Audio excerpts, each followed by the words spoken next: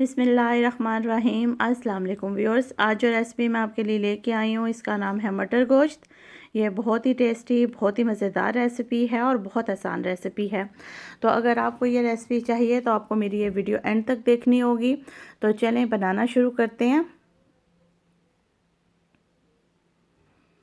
यहाँ पे पैन में आप सबसे पहले गोश्त शामिल कर लें, क्योंकि ये फ्रीज़ किया हुआ गोश्त है, तो इसलिए मैं ये सारी चीज़ें बीच में डाल के इसे पहले बॉईल करूँगी।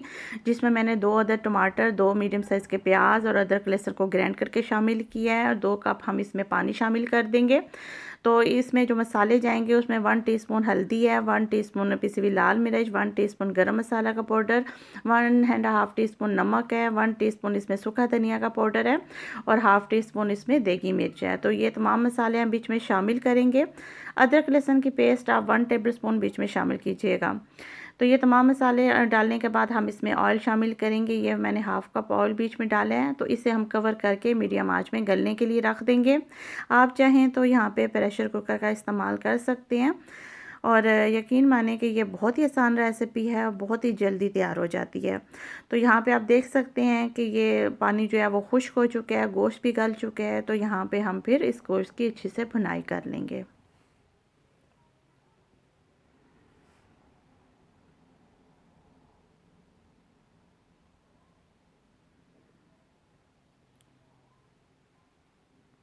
मैंने यहाँ पे गोश्त को तकरीबन 15 मिनट के लिए इसे भुना था, 12 मिनट के लिए।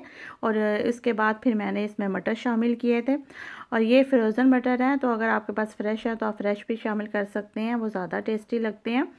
और इसमें मैंने सब्ज़ मिर्ची शामिल की। तो यहाँ पे हम मटर के साथ मज़ीद तकरीबन 5 मिनट और मैंने भुना है।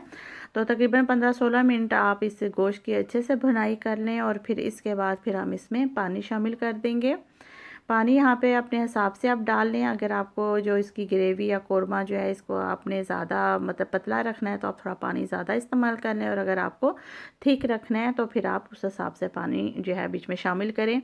क्योंकि मैंने यहाँ पे 2 गिलास जो है पानी बीच में शामिल किया था। ये मटर भी जो फ्रोज़न है ये बहुत जल्दी गल जाते हैं और जो गोश्त है वो ऑलरेडी गला हुआ था, तो इसलिए पानी मैंने 2 कप शामिल किया है। तो इसको फिर हम इसे कवर करके मीडियम आंच में इसे तकरीबन 10 से 12 मिनट के लिए इसे पकने के लिए रख देंगे। और फिर मैं आपको दिखाती हूँ कि ये किस तरह इसकी जो शक्ल है वो लगती है। बहुत ही मज़ेदार ये सालन बनता है। और इसको आप राइस के साथ भी खा सकते हैं, आप इसे रोटी के साथ खा सकते हैं, नान के साथ, जैसे चाहें आप इसे खा सकते हैं। बहुत ही टेस्टी ये सालन बनता है। तो यहाँ पे मैंने पानी डाल के इसमें सब्ज़ धनिया वो डाल दिया था। और इसके बाद मैं आपको दिखाती हूँ। ये देखें फाइनली ये बिल्कुल तैयार हो चुका है। तो मुझे ग्रेवी इस तरह ज़रा थोड़ी सी थिक सी चाहिए। अगर आपको पतली चाहिए तो आप इसे थोड़ा पानी ज़्यादा डाल लें। तो अब हम इसे डिश आउट करते हैं। तो ये देखें जनाब कितना ज़बरदस्त बीफ का मटर गोश्त जो है ये तैयार हो चुका है। बहुत ही टेस्टी बनता है और बहुत आसान रेसिपी है, कोई मुश्किल नहीं है। तो आप भी ज़रूर ट्राई कीजिएगा और मुझे इसका फ़ीडबैक भी ज़रूर दें मेरे रेसिपी को। अगर आपको अच्छी लगे तो इसको लाइक भी करें और मेरे चैनल को सब्सक्राइब भी करें। तो इंशाल्लाह नेक्स्ट टाइम मैं किसी अच्छी वीडियो के साथ आपकी खिदमत में हाज़िर होंगी। तब तक के लिए मुझे इजाज़त दें। अल्लाह हाफिज़।